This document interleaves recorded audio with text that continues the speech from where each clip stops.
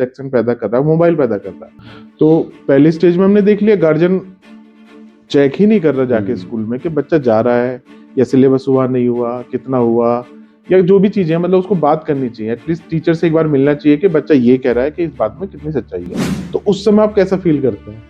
तो हैप्पीनेस, मतलब अंदर पूरा दिन ऐसा लगता है कि यार दिन बन गया आज तेरा, कि ये सवाल आ गया क्लास के किसी बच्चे से नहीं, तेरे से हो गया।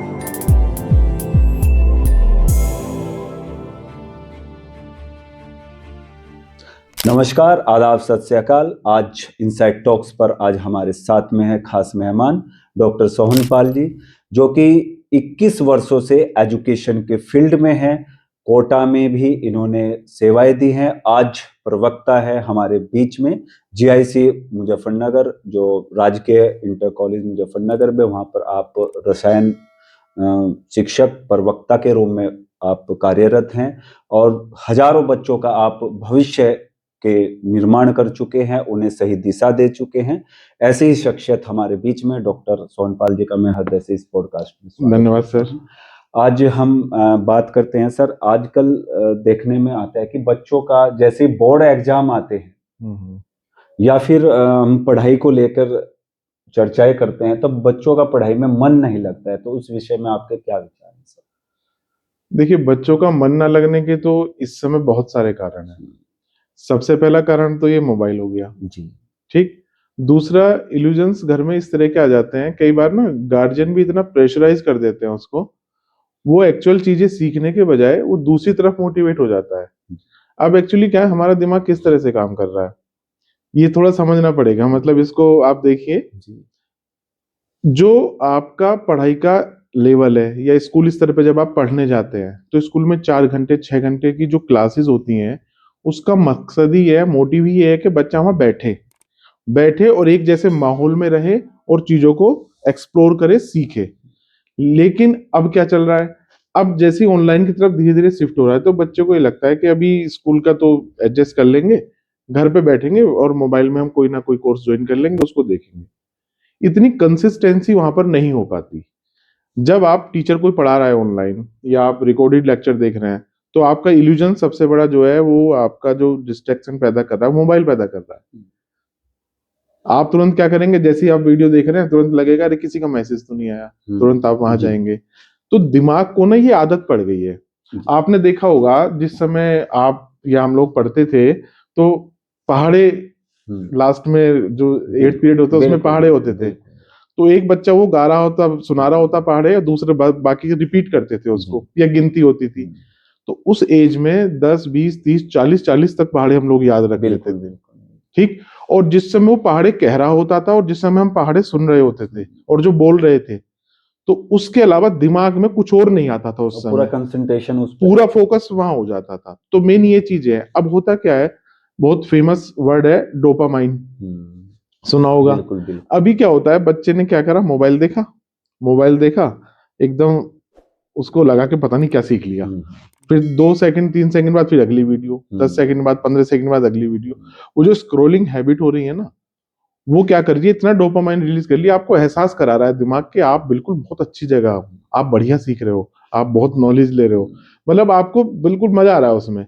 लेकिन यही जो मजा है एजुकेशन को लेके, पढ़ाई को लेके, वो पहले क्या होता है, 4 6 घंटे आप पढ़िए, उसके बाद में कोई कॉन्सेप्ट निकाल के लाइए। अगर वो ऐसा कॉन्सेप्ट है, आप बिल्कुल लगेगा कि बच्चों को किसी को नहीं पता, तो आपको अंदर से खुशी सी महसूस होगी। तो वो जो रिलीज हो रहा है डोपामाइन उस स्टेज में, उसमें 4 6 घंटे लग रहा है। तो दिमाग को चाहिए वही चीज, लेकिन वो आपकी शॉर्ट वीडियो से मिल रही है, लेकिन ये नुकसान रहेगा। आप देखिए, आपने 10 वीडियो देख ली, 10 10 15 15 सेकंड की, आप उसमें से बताइए कितनी याद रख पा रहे हैं? एक भी नहीं रख पाते। मान लिया आपने बचपन में कोई कहानी पढ़ी, कोई कॉमिक्स पढ़ी, कोई नॉवल पढ़ा, या अभी भी पढ़े आप, तो उसमें क्या होता है, जब आप किताब पढ़ रहे होते हैं ना, तो किताब के जो कैरेक्टर है ना, आपको कनेक्ट करते हैं। आपको पता होता है कि ये इससे क्या संवाद कर रहा है, इसने तब क्या कहा, क्योंकि जब आप पढ़ रहे होते हैं और पूरा फोकस आपका वहीं होता है, नहीं तो समझ नहीं आएगा। बिल्कुल, ठीक है। तो मेन यही चीजें हैं प्रॉब्लम की, कि बच्चा डिस्ट्रैक्ट बहुत हो रहा है। उसको क्या है, अब जैसे कोचिंग का मैं बताऊं, कोचिंग इसमें मतलब बहुत बड़ा रोल प्ले कर रहा है। नो डाउट वो लोग अच्छा पढ़ाते हैं, बहुत बेहतर पढ़ा रहे हैं, कोई दिक्कत नहीं है।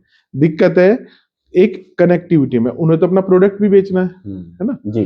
तो वहां पे क्या चीजें होती हैं, कई बार वो इतने ज्यादा सपने दिखा देते हैं बच्चे को, मेन फोकस पढ़ाई पे ना हो के अब उसका उस सपनों में चला जाता है जी। अब जब वो सपने देखने शुरू करेगा वो फील अच्छा लगेगा उसे। मान लिया मैं कहूं, अगर मान लिया जैसे जब हम कोटा पढ़ाते थे, वहां पे जो काउंसलिंग होती थी, बच्चों को बता रहे हैं कि आप जो 1 साल का कोर्स ज्वाइन करिएगा, आपको ऐसे ऐसे ऐसे मतलब सिस्टमेटिक रहेगा और आप डॉक्टर बन जाएंगे। 5 साल बाद आप जब डॉक्टर बन के आएंगे तो आप फिर एमडी करें, डीएम करें, इतना पैसा, ये सारी चीजें। तो वो जो एक इल्यूजन क्रिएट हो गया ना, वो इतना आसान रास्ता नहीं है, टफ है, थोड़ा सा टफ है, लेकिन इतना मुश्किल भी नहीं है। तो वहां बच्चे का फोकस इस बात पे नहीं है कि मुझे पढ़ाई करनी है 1 साल 1.5 साल, उसका फोकस ये, इन्होंने ये कहा है कि अब डॉक्टर बनेंगे हम, और बस अब पापा जल्दी से फीस जमा कर दो और अब मैं यहाँ पे स्टडी करना चाहता हूँ। अच्छा डॉक्टर साहब, मैं देखता हूँ को अभी कुछ लगभग 5-6 साल से ज्यादा बच्चे स्कूल में, जैसे 10th के भी हम छोड़े तो 12th के जो अक्सर बच्चे हैं वे स्टेबल नहीं हो पाते। जैसे नवंबर अक्टूबर नवंबर आया, धीरे धीरे कम होना शुरू हो गया। पेरेंट्स को अपने कन्वेंस में ले लेते हैं कि भाई हम घर पर तैयारी करेंगे, जैसे आपने अभी बताया कि ऑनलाइन तैयारी करेंगे। तो इस भ्रम में बच्चा फंसता चला जाता है। जैसे आपने बताया कि भाई 6 घंटे की सीटिंग अगर वो स्कूल में रहेगा, प्रॉपर रहेगा, फोकस रहेगा, तो इस विषय में आपके क्या विचार? यहाँ देखिए, गार्जियन भी, टीचर्स भी और बच्चे भी, ये तीनों ही दोषी हैं। किसकी कितनी गलती है ये अलग परसेंटेज से आप वेरी कर सकते हैं, लेकिन गार्जियन, इसलिए गार्जियन को बहुत आसानी से कन्विंस कर रहा है बच्चा, क्योंकि गार्जियन वहां फोकस नहीं कर पा रहा। वो नहीं पूछ रहा कि ला किताब में क्या लिखा है, किताब कॉपी दे मुझे, मैं उसको देखना चाहूंगा, आज क्या पढ़ाई हुई।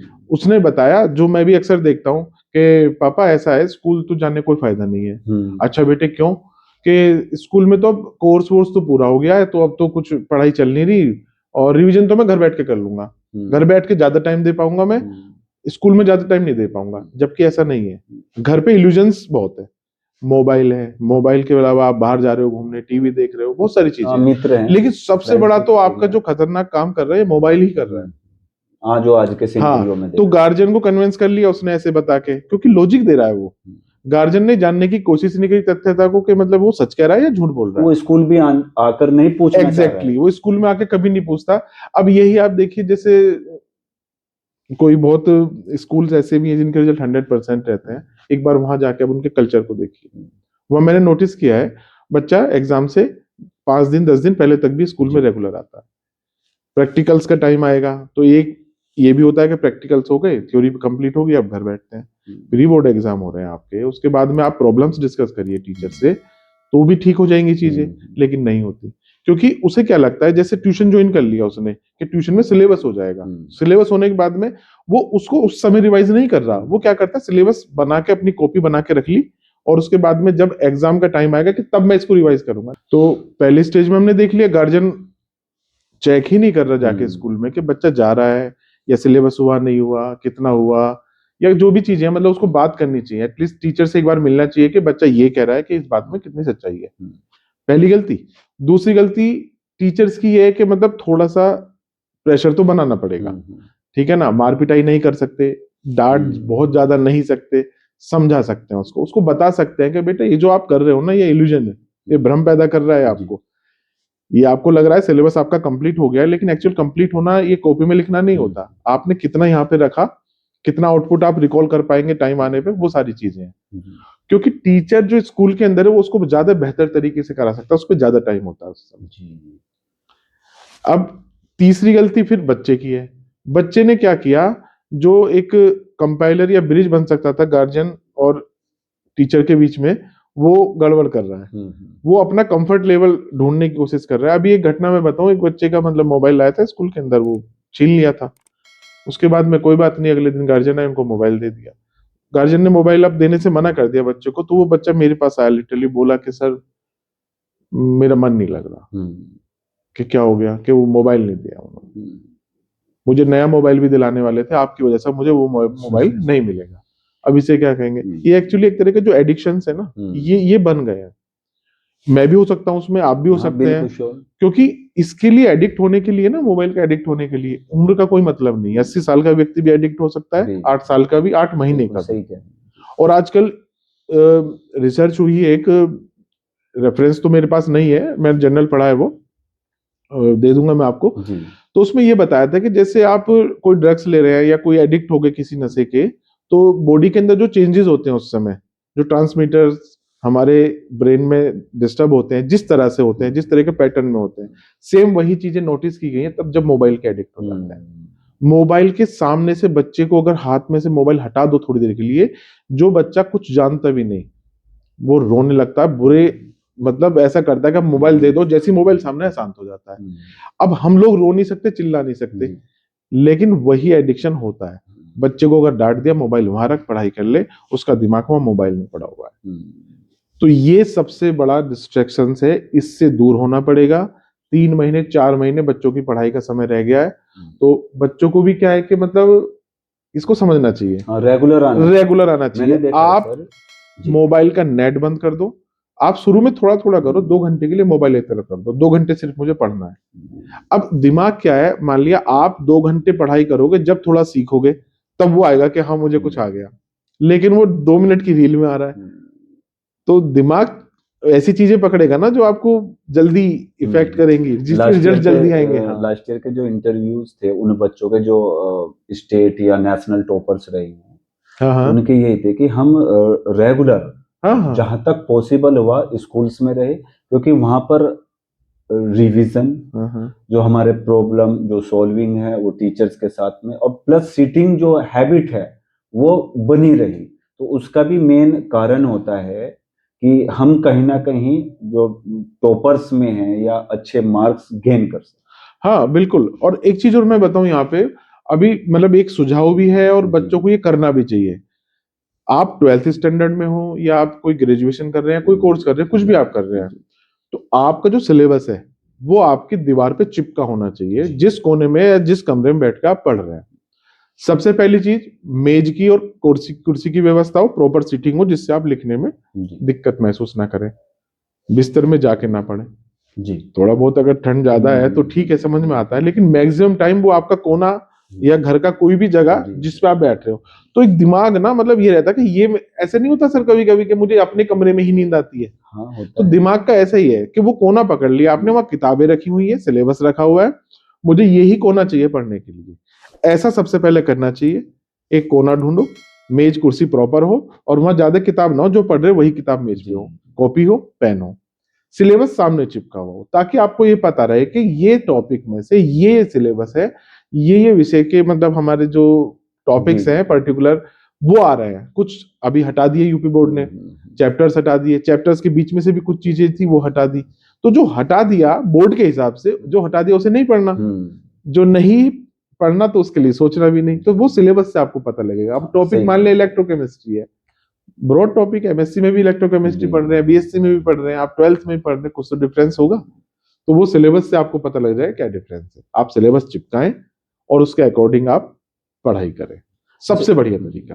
अच्छा डॉक्टर साहब, मैं जानना चाहूंगा कि अगर किसी बच्चे का, जैसे हम अभी डिस्कशन भी कर रहे थे, मन बार बार भटकता है, तो पढ़ाई पर केंद्रित करने के लिए ऐसे कौन से आप टिप्स या उपाय देंगे?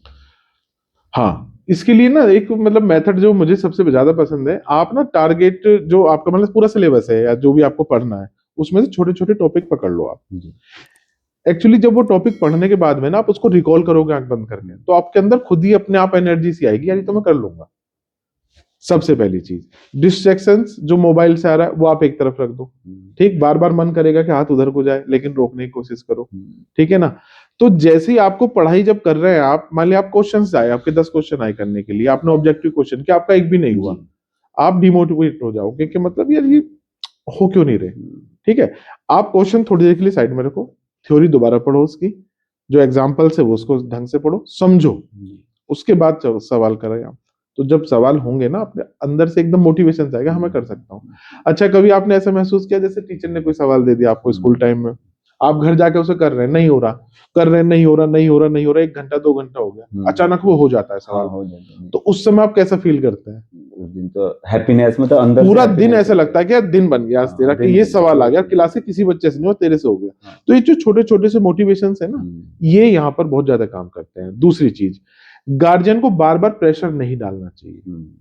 मान लिया वो लत है उसकी बाहर घूमने की, मोबाइल देखने की, या कुछ भी बैड हैबिट्स हो सकती है, तो बार बार उसको पढ़ाई को कर ले पढ़ाई कर ले। अब दिक्कत तो ये है, बच्चा इरिटेट हो जाता है, पढ़ ले पढ़ ले पढ़ ले। तो कई बार मेरे यही सवाल होता है, सब कहते हैं पढ़ ले, क्या पढ़ ले, क्यों पढ़ ले, और कितना पढ़ ले, इस पे भी चर्चा कर लो, है ना। तो गार्जियन को प्रेशर ऐसे नहीं डालना कि मतलब बिल्कुल पढ़ ले, काम सारे करने हैं लेकिन बच्चे को नहीं बताना बेटा क्या किया, जाओ प्यार से बैठो, अच्छा ठीक है बहुत बढ़िया करिए। अगर आपको कोई विषय का कोई टॉपिक आता है कि मतलब ये चलो मुझे आता है बेटा, ये क्या क्या इसमें चाहिए होता है, उससे जानबूझ के वो सवाल पूछो जिनके वो जवाब दे दे। उससे ना अंदर से थोड़ी थोड़ी से डोपामाइन रिलीज होंगे, उससे खुशी महसूस होगी, वो फिर करेगा। तो यही मतलब बेसिक स्टेप्स है, बाकी तो बहुत सारी चीजें हैं, क्योंकि मैं उसमें ये नहीं कह रहा कि एक्सरसाइज करनी है आपको, ऐसे करने कंसंट्रेशन बढ़ाने के लिए नहीं करना अभी फिलहाल कुछ भी, फिलहाल वहां फोकस करो, हो जाएगा। छोटे छोटे टारगेट, छोटे छोटे। जी तो हाँ प्लीज आप अच्छा सर, जैसे हम रिवीजन की बात करते हैं, हाँ तो कुछ उसके भी टेक्निक होती हैं। हाँ तो कितने आवर्स में करना चाहिए, कितने दिन में करना चाहिए, हाँ, किसी चीज को थोड़ा सा उस पर इसको मैं कहूंगा, मतलब देखिए मेमोरी 3 तरह से काम करती है। एक तो हमारी सेंसरी मेमोरी होती है, जी, एक शॉर्ट टर्म मेमोरी होती है, एक लॉन्ग टर्म मेमोरी होती है।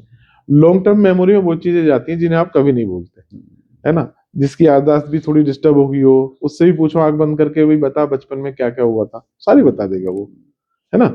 शॉर्ट टर्म मेमोरी भी थोड़े टाइम के लिए रहेगी, और जो सेंसरी मेमोरी है ना, वो भी उससे भी कम समय के लिए रहेगी।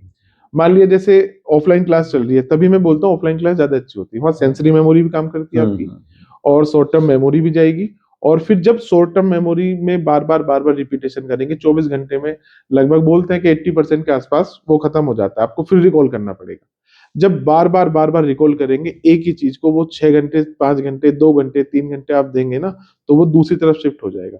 इसका बिल्कुल ऐसा प्रोसीजर है, केमिकल मैसेंजर होते हैं। आपने बार बार एक चीज को पढ़ा, अच्छा ये ऐसे होता है, ये यहाँ मोलिक्यूल ऐसे जाता है, ऐसे किया और इससे रिएक्शन होगी, बार बार आपने वो पैटर्न को पढ़ा, तो वो जो मेमोरी होती है एक तरह से प्रोटीन के बंडल्स बनते हैं और वो अपने शिफ्ट हो जाते हैं। अब वो मेमोरी आपकी आ गई, वो परमानेंट, हाँ वो परमानेंट मेमोरी में वो चीजें फीड हो गई एक तरह से। वो रिकॉल करने के लिए आपको बहुत ज्यादा समय नहीं लगेगा, कुछ ना कुछ ऐसी चीजें होती है, जैसी वो आएगी चीजें हाँ क्लिक कर जाएगा, आप कर दोगे उसको। तो ये इसमें मतलब बेहतर तरीका ये है कि आप उसको बार बार रिवाइज करें, 24 घंटे में उसको एक बार शॉर्ट नोट बना के दीवार पे चिपका लें, उसे मतलब देखते हुए चलें, एकदम निगाह लगाएं उसमें, तो आपको समझ में आ जाएगा हाँ ये रिएक्शंस या कोई भी चीजें इस तरह से कर रहे हैं। ये मैं सभी सब्जेक्ट के लिए बता रहा हूँ, क्योंकि बिना लिखे नहीं होना। जो भी याद कर रहे हैं आप उसको एक बार लिखें, देख के लिखें, कोई दिक्कत नहीं है, देख के लिखें, कोई समस्या नहीं है। हाँ नोट्स बनाए, शॉर्ट जो नोट्स है शॉर्ट्स नोट्स बनाइए, उसको कंसाइज करके लिखिए थोड़ा सा, ताकि रिकॉल करने में आसानी हो। दूसरी चीज, हमारा ब्रेन ना मेमोरी जो होती है हमारी, एक तरह से इमेजेस को स्टोर करती है। तो जब आप कोई चीज का ग्राफ बनाएंगे, बायोलॉजी है जैसे, आप जूलॉजी बॉटनी के जो भी डायग्राम है, डायग्राम बनाए उसे समझे, तो जो दिमाग में इमेजेस आती है ना, वो बहुत लंबे समय तक रहती है। तो दिमाग इमेजेस में ही सोचता है। जैसे मैंने पहले भी कहा था कि अगर मैं आपको अभी 10 मिनट बाद 1 लाख रुपए दूंगा, आपको केले के बारे में नहीं सोचना, तो आप किस चीज के बारे में सोच रहे हैं, आया दिमाग में, जबकि उससे पहले आपके दिमाग में नहीं था। तो मेमोरी इस तरह से काम करती है। दूसरी चीज, एक एग्जांपल और देता हूं, आप अपना फोन नंबर बताइए। बताइए कैसे बताते हैं? 9897 हाँ 620 351। ठीक है, इसको 3 डिजिट में बताइए इतनी स्पीड से। हाँ नहीं, एकदम रिकॉल नहीं कर पा रहे, क्योंकि हमारे दिमाग को आदत पड़ गई है बार बार कोई नंबर पूछ रहा है कि 9917130401, ऐसे ही बता रहे हैं। अगर मेरे से कोई कहे 3 डिजिट में बताओ, तो एकदम से वो क्लिक नहीं हो पाएगा, उसे थोड़ा सोचना पड़ेगा। तो मेमोरी ऐसे काम करती है। देखिए नंबर तो आपको याद है, आपका डबल डिजिट में आप आसानी है आपको बताने में, लेकिन मैं 3 डिजिट में अगर पूछूं आप नहीं बता पा रहे आसानी से, तो इसलिए ना आपको प्रैक्टिस की बहुत जरूरत पड़ेगी। तो छोटी छोटी चीजें। अच्छा एक चीज और देखिए आप, अगर मैं कहूं आपसे वही कि 1 किलो मिर्च खा लीजिए, आप नहीं खा सकते, लेकिन पूरे जीवन में अब तक आप 1 किलो मिर्ची खा गए होंगे। तो थोड़ा इतने बड़े रिजल्ट देगा, आपको पता भी नहीं चलेगा। जी, कुछ एक्सपर्ट्स बताते हैं कि भाई जैसे क्लासेस में आपको पढ़ाया गया, तो आप उसको तुरंत आफ्टर क्लासेस उसको रिकॉल करें, रिवीजन करें। जस्ट आफ्टर जब आप घर जाते हैं उसके बाद में उसको रिवीजन करें, आफ्टर 7 आवर्स, आफ्टर 24 आवर्स, फिर आफ्टर 7 days, यानी कि उसको एक साइकिल में अगर हम लेकर आएंगे तो कहीं ना कहीं वो परमानेंट मेमोरी में चला जाएगा, सबकॉन्शियस माइंड में बिल्कुल बिल्कुल वो हो जाएगा। वो प्रोटीन बंडल्स बनेंगे, जी। आपके न्यूरॉन्स एक्टिव होंगे और आपको रिकॉल करने में आसानी रहेगी। बिल्कुल ठीक। अच्छा, कुछ ऐसी टेक्निक सर, जैसे आप लगभग 15 वर्ष से बोर्ड्स के एक्सपर्ट्स भी हैं, बोर्ड्स एग्जाम में भी आप देखते हैं, आपका केमिस्ट्री भी आपका सब्जेक्ट रहा है। बिल्कुल सर। तो किस तरह से जो बच्चा है वो अपने मार्क्स ज्यादा इंक्रीज कर सकता है, स्पेशली केमिस्ट्री और अदर अन्य सब्जेक्ट में भी? सबसे पहले तो जैसे अगर मैं यूपी बोर्ड की स्पेशली बात करूं, बाकी सभी पे लागू होगी ये, तो जो लास्ट ईयर का पेपर है एक बार उसे जस्ट देख लो सरसरी नजर से कि किस टॉपिक से कितना आ रहा है, कैसे आ रहा है। वेटेज इस बार मतलब हर बार दे ही दिया कि ये चैप्टर 5 मार्क्स का है, 7 मार्क्स का है, 1 मार्क्स का है। कुछ ऐसी भी टॉपिक होते होंगे या जो आपके चैप्टर हैं कि जो आपको पूरे आते होंगे, अच्छे से आते होंगे, उनको भी एक तरफ कैटेगराइज कर लो कि ये मुझे आता है, ये नहीं आते, कम आते हैं। उस हिसाब से फिर फोकस करो, जो मुझे आता है वो इतने नंबर का वेटेज है, जो नहीं आता वो इतना, जो बिल्कुल भी नहीं आता वो इतना है। ठीक। अब उसके बाद में जो आपके कलीग हो, आपके गार्जियन हो, आपके घर में, या जो आपके क्लास टीचर हैं, या जो भी टीचर्स, आप उनसे डिस्कशन करिए और टॉपिक को कंप्लीट करिए। सबसे पहले लिखने की आदत डालिए, लिखने की आदत डालिए और उसको कंसाइज करके लिखिए, ग्राफिकल मोड में लिखिए। अब मान लीजिए कोई रिएक्शन है, आप उसको जब लिख रहे हैं, बार बार लिख रहे हैं, उसका मतलब क्या है, वो क्यों उसका नाम है ऐसा, क्यों उसमें बैक साइड से अटैक हो रहा है, क्यों फ्रंट साइड से अटैक हो रहा है, तो वो जो रीजंस जानेंगे ना आप, उससे क्या ना क्यूरियोसिटी मतलब बनेगी। अब जैसे मैं एग्जांपल बताऊं आपको, जैसे सोडियम है, पॉइजनस है, आप खा लोगे तो दिक्कत होगी, है ना। क्लोरीन अपने आप में दिक्कत करती है, लेकिन NaCl टेबल सॉल्ट आप यूज कर रहे हैं, उसमें Na भी है, क्लोरीन भी है, तो कितना अच्छा, ये मतलब इसका इफेक्ट ही खत्म कर दिया, दोनों की पॉइजनसिटी खत्म कर दी उसने, अब वो जहरीले नहीं है। तो बच्चे को ना मतलब थोड़ा सा जब क्रिएटिव सा होगा तो चीजें आएंगी अपने आप। मेन यही है कि अगर आप अच्छे मार्क्स लाना चाहते हैं तो आप लिखने की प्रैक्टिस करिए, बार बार लिखिए, बार बार लिखिए। लिखने से क्या होगा, जब आप लिखते हैं ना तो आपका फोकस वहीं होता है, लिखते समय आप बाकी डिस्ट्रैक्शंस में मतलब ध्यान नहीं दे पाएंगे, या तो आपकी बहुत ज्यादा ट्रेनिंग हो गई, बहुत जिसे कहते हैं। आपने देखा होगा, अभी मेरे कुछ साथी भी मैंने देखे, जब टाइपिंग करते हैं ना, वो बात करते करते रहते, टाइपिंग करते रहते हैं, वो उन्हें फर्क ही नहीं पड़ना, उन्हें को जो पता है ये काम ऐसे होना, ये यहाँ पे अब चल रहा है और बातचीत चल रही है। उतनी प्रैक्टिस हो या फिर आपको, अब उतना तो अभी एकदम से नहीं हो पाएगा, है ना, लेकिन आप इतना तो कर ही सकते हैं कि आप लिख के देखें उसे बार बार। तो आपका जब 3 घंटे आप एग्जाम में लिखेंगे, आपके 5 पेपर हो रहे हैं, आपको 15 घंटे लिखना है, 15 घंटे के लिए कम से कम 150 घंटे तो आपको लिखना पड़ेगा ना। तो बच्चों की सबसे बड़ी कमी भी है, वो लिख के नहीं देख रहा। लिख के देखना चाहिए, ये नहीं करना कि ऐसे रटा बिस्तर में लेटे लेटे सो गया और लिखा ही नहीं। लिखने से चीजें ज्यादा बेहतर होंगी। जब 3 घंटे वो बैठेगा तो पेपर भी लेंथी होगा, तो वो कवर नहीं कर पाए, तो उसके लिए तो उसको अभ्यास करना ही पड़ेगा। और इसके लिए डरने की जरूरत नहीं है, एक बार वो शुरू तो करे कम से कम। मैं कह रहा हूँ 1 महीने का टारगेट मत बनाओ, आप 7 दिन का टारगेट बनाओ कि 7 दिन में मुझे इस विषय का ये टॉपिक करना है, अब 2 बार लिख के देखना है। लिखने से क्या होगा, देखिए आप जब लिख रहे हैं तो दिमाग काम कर रहा है, अगर बोल के लिख रहे हैं तो और भी इफेक्टिव होता है वो, क्योंकि आपके सेंस काम कर रहे हैं, जो आवाज आपके कानों में जा रही है वहां भी रिवीजन होता है। तभी तो बोलते हैं बोल बोल के पढ़ो, याद रहता है। तो उसका कारण ये है, एक बार तो आंखों ने, ऑप्टिक नर्व, आंखें देख रही हैं, उसको सेंस कर रही हैं, जब बोल रहे हैं आप वो कानों में भी आवाज जा रहा है, रिवीजन भी कर रहे हैं, तो 2-3 रिवीजन अपना आप हो जाते हैं। पहले गुरुकुलों में जो यही ऐसे होता था, जो वेदों के बड़े बड़े मंत्र, कई कई हजार बिल्कुल बिल्कुल ऐसे कंठस्थ हो जाते थे, उनको बोल बोल कर, रिदम के साथ में बोलकर। एक आचार्य जी मिले थे, नाम तो हमें ध्यान नहीं आ रहा उनका, तो उन्होंने यही कहा था कि मतलब जैसे आप इतना ज्यादा कैसे याद कर लेते हैं, आप बिल्कुल एक्टिव रहते हैं, आप हिल रहे हैं, पढ़ रहे हैं, उसको मंत्र पढ़ रहे हैं, कुछ भी पढ़ रहे हैं, बोल के ही पढ़वाते थे हम। और आज भी उनका यही है कि बोल के ही कराते हैं। तो बोलने से क्या होगा ना, कानों में आवाज जाएगी, आप बोल रहे हो, और लिख लिया तो और भी मतलब बेहतर चीजें हो जाएंगी।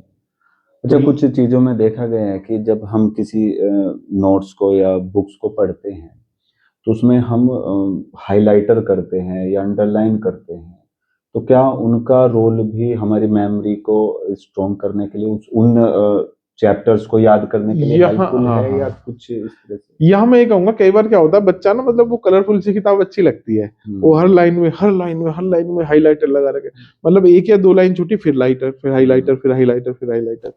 इतना ज्यादा भी मतलब मुझे लगता है वो फिर डिस्टर्ब ही करती है चीजें। आप main important word, main keywords, main terminology, मतलब बायोलॉजी की बात करें, मतलब जोलॉजी में कोई टर्म है तो उस टर्म को अंडरलाइन कर लो, बाकी कुछ उसमें जरूरी चीजें तो वो अंडरलाइन कर लो। तो उसके बहुत ज्यादा यूज से बचना चाहिए, मैं ऐसा मानता हूँ। हो सकता है किसी को ये अच्छा लगता हो, लेकिन मुझे ये मेथड अच्छा नहीं लगता। बहुत ज्यादा हाईलाइट तो करना चाहिए, लेकिन कीवर्ड्स या मेन चीजें, बस उन्होंने क्या कोई डेफिनेशन दी, उस पूरी डेफिनेशन को ही वो हाईलाइट कर देते हैं। नहीं करना, उतना नहीं करना, फिर तो वो किताब जैसा ही हो जाएगा ना। यानी वो किताब है, मान लिया 100 पेज की किताब है, उसमें कंसाइज करके हमें 20 पेज पे लाना है उसे। आपने फिर वो काम शुरू कर दिया, बहुत कम छोड़ दिया, तो वो तो आपके फिर 80 पेज आ गए। तो मैं ये कहूंगा टर्मिनोलॉजी पे ध्यान दो, उसको समझो। देखिए, पढ़ना होता है, पढ़ाना होता है। पढ़ना आसान है, पढ़ाना और भी आसान है। अब दूसरी चीज करते हैं, समझना और समझाना। समझना मुश्किल है, लेकिन समझाना और भी ज्यादा मुश्किल है। तो जो टीचर है वो समझाने वाला काम कर रहा है, सबसे मुश्किल काम कर रहा है। बहुत एक्सरसाइज करनी पड़ती है। मान लिया मेरे को लेक्चर लेना है तो 2 घंटे 3 घंटे उसको एक बार रिकॉल करके मैं जाऊंगा। तो और जब पढ़ा के बाहर निकलते हैं ना, सच में सर मतलब ऐसा लगता है कि आज मजा आ गया, आज मजा आ गया, आज बच्चों को मतलब समझाया।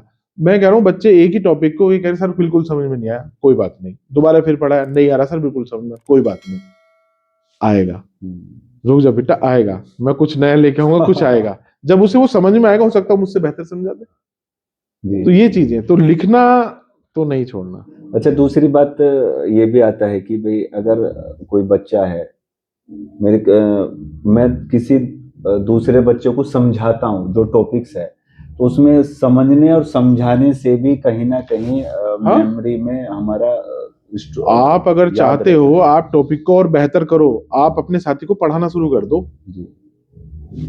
मान लिया आप कोई भी टॉपिक ले लें कि हाइब्रिडाइजेशन क्या है। अच्छा डॉक्टर साहब, जैसे बोर्ड एग्जाम में आप कॉपी भी देखते हैं और चेक भी करते हैं, किस तरह से हम स्पेशली यूपी बोर्ड की ही बात करते हैं, यूपी बोर्ड में बच्चा किस तरह से लिखे कि वो हाईली मार्क्स गेन कर सके?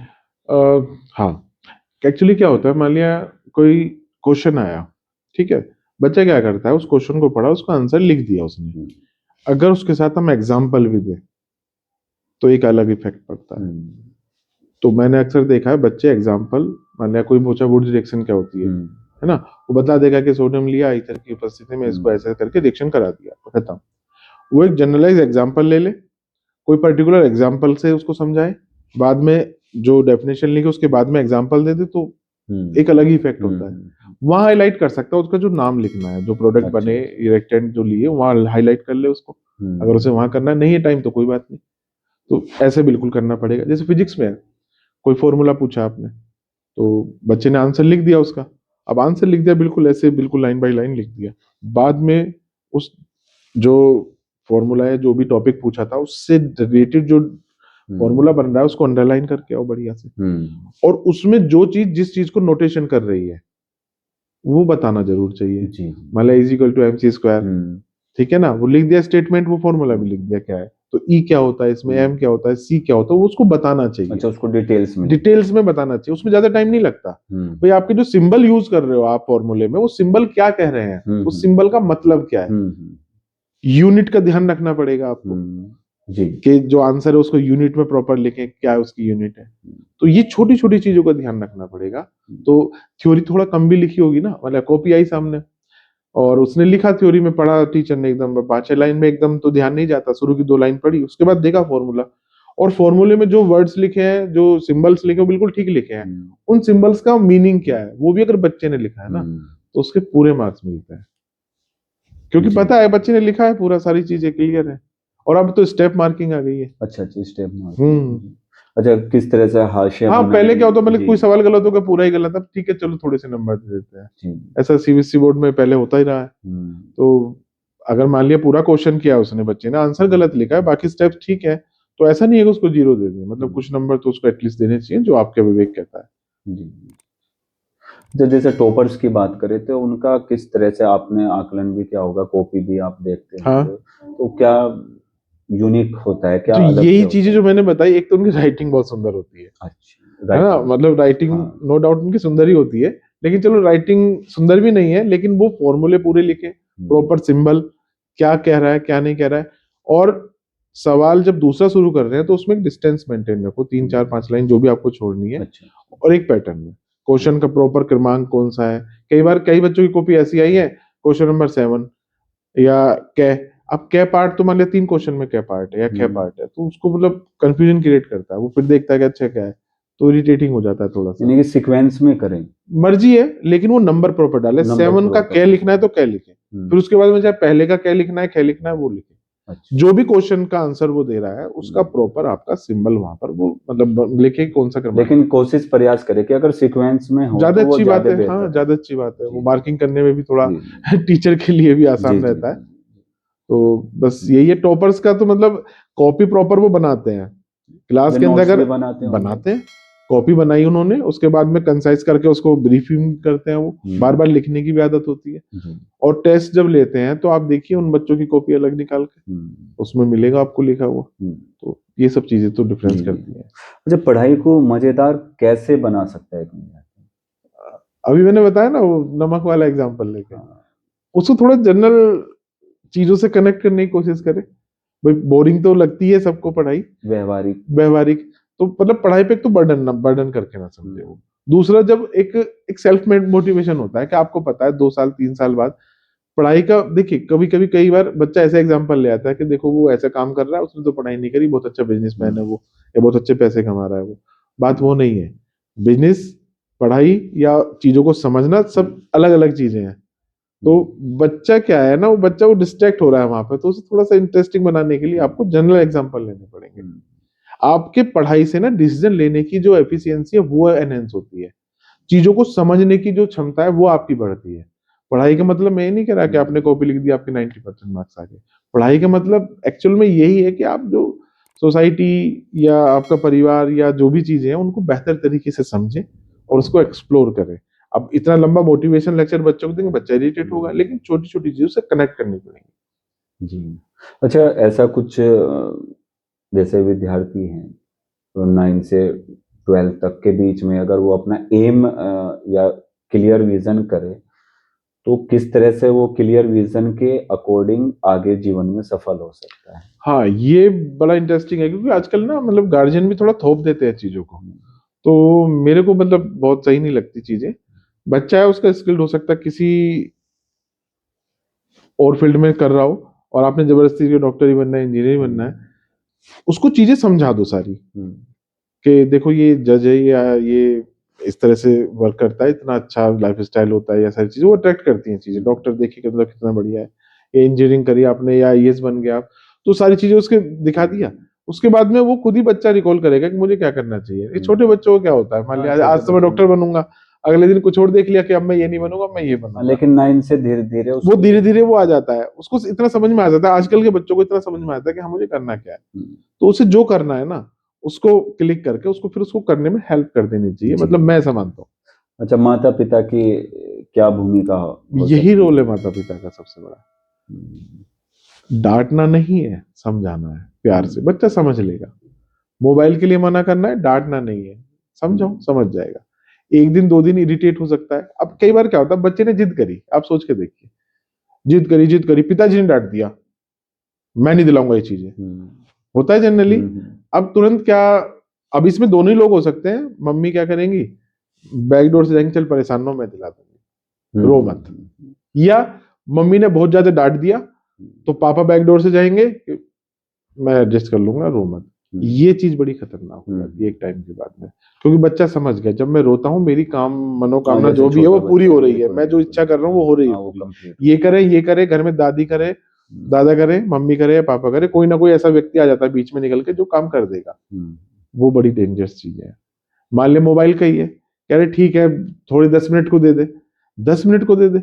ये बिल्कुल वैसी चीज है, मैंने भी बताया ना कि आप कोई जहर दे रहे हैं थोड़ा सा, कि चल थोड़ा सा दे दे, नहीं देना, मना है तो मना है, बात खत्म होगी।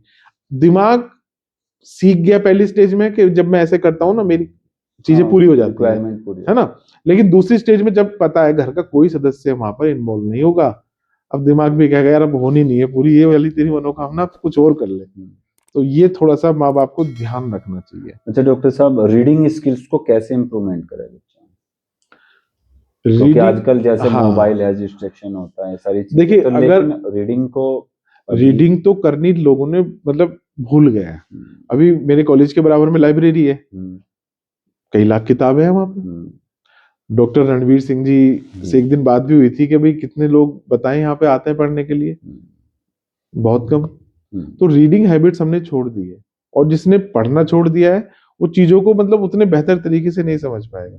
व्हाट्सएप यूनिवर्सिटी पे नहीं पढ़ना हमें, हमें किताब पढ़नी है, किताब पढ़नी हमें किताब पढ़नी है। और किताब इंटरेस्टिंग मतलब ऐसे नहीं बनाई जाएगी, आपको पहले अपनी, मान लिया आपको केमिस्ट्री में इंटरेस्ट है या जी, फिजिक्स में इंटरेस्ट है या हिंदी अच्छी लगती है, तो आप कहानी पढ़ें उसकी, या फिजिक्स से रिलेटेड कुछ फैक्ट ऐसे पढ़ें कि मतलब जो आपको उत्सुकता रहे कि हाँ भी ये चीज ऐसे होती है।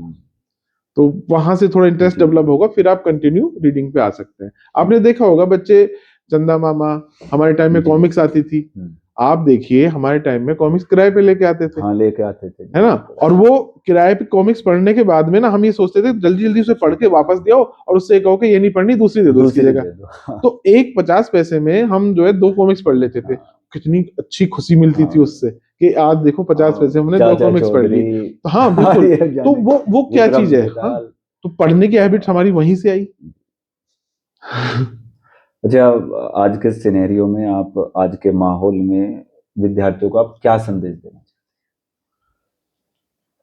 देखिए सबसे पहले तो व्हाट्सएप यूनिवर्सिटी से दूर रहें, चाहेंगे? ठीक है ना। कोई फैक्ट वहां पे अगर आ रहा है, जरूरी नहीं कि वो बहुत ऑथेंटिकेटेड हो, ठीक है ना, वो बरगलाने का काम ज्यादा कर रहे हैं, तो वहां से हट जाना है, बिल्कुल हट जाना है। ठीक। दूसरी चीज, आप कमरे में बैठो आराम से, पेन पेंसिल लो। 10वीं 12वीं का बच्चा इतना समझदार हो जाता है, आपको समझ में आ जाएगा आपको करना क्या है, लिखो, उस पर लिखो, और उस टारगेट को अपना फिर पूरा करने के लिए आप फिर उसकी तरफ फोकस करें। ये जो इल्यूजन्स है, डिस्ट्रैक्शन है, इनसे दूर ही रहना चाहिए।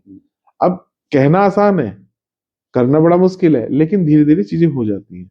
बस एक ही है, मोबाइल से दूर रहो और आपका व्हाट्सएप यूनिवर्सिटी से दूर रहो, तो अल्टीमेटली दूर ही हो जाओगे। होता क्या है, आप जाइए किसी भी बच्चे से पूछे, अच्छा नोट्स वोट्स बना लिए, अरे मेरे पास बहुत सारे नोट्स, वो उन वाले सर के भी, उन वाले सर के भी हैं, अपने नहीं बनाए, अपने कुछ नहीं बनाए। कहाँ है कि व्हाट्सएप पे पढ़े या टेलीग्राम ग्रुप में पढ़े? नहीं। मान लिया मैं भी अगर कोई, मेरा चैनल है एक एकेडमी फॉर केमिस्ट्री एक्सीलेंस के नाम से और एक डीएसपी केमिस्ट्री के नाम से, तो उसमें नोट्स मेरे फ्री होते हैं। आप नोट्स प्रिंट निकालिए और उनको लिखिए, पढ़िए। मतलब मैं नोट्स जो लेकिन प्रोवाइड स्वयं करा, तैयार करें, एग्जैक्टली ये मेरे लिखे वे हुए हैं, हेल्पफुल हाँ तो ये हैं मैंने आपको। बनाए, ये हेल्पफुल रहेंगे। लेकिन ये ऐसे नहीं, पीडीएफ से नहीं पढ़ना आपको। अभी छोटी उम्र है आपकी, अभी पीडीएफ के लिए आप रेडी नहीं हो, आप जो है प्रॉपर प्रिंट निकालिए और उसको लिखिए। दैट्स। आज हमारे बीच में inside talks with Parvendra Dahiya के साथ में डॉक्टर सोहनपाल जी, जो धन्यवाद कि 21 वर्षों से एजुकेशन में हैं और बच्चों के उज्जवल भविष्य के लिए हमेशा लगे रहते हैं। इनोवेटिव रिसर्च और सोच के साथ में शिक्षा के नए आयामों को जोड़ते हैं। मैं सभी से आग्रह करूंगा कि इस तरह की वीडियोस को जुड़ने के लिए आप इनसाइड टॉक्स को फॉलो करें, सब्सक्राइब करें। डॉक्टर साहब आपका बहुत बहुत आभार। धन्यवाद सर। Thank you.